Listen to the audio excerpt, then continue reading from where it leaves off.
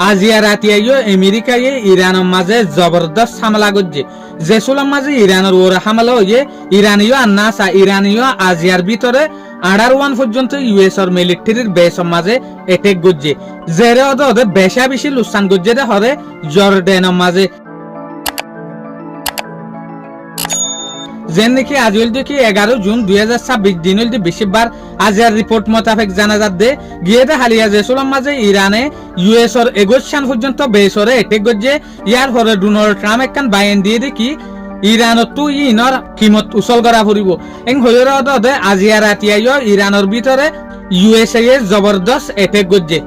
যেন নাকি ইরানের কিসাম ডিয়াম মাঝে, বন্দর আব্বাসের মাঝে, হ্যাঙ্গাম আইল্যান্ডের মাঝে, আশা লুইম মাঝে, মিনাফের মাঝে, তো তারপর তা হরমুজগানের মাঝে তলে ইয়ান লইরা আরা বুঝি পারি দে ইরানের দলিয়া বদলিয়া জায়গার মাঝে বড্ডা বড্ডা স্ট্রাইক অকল করছে।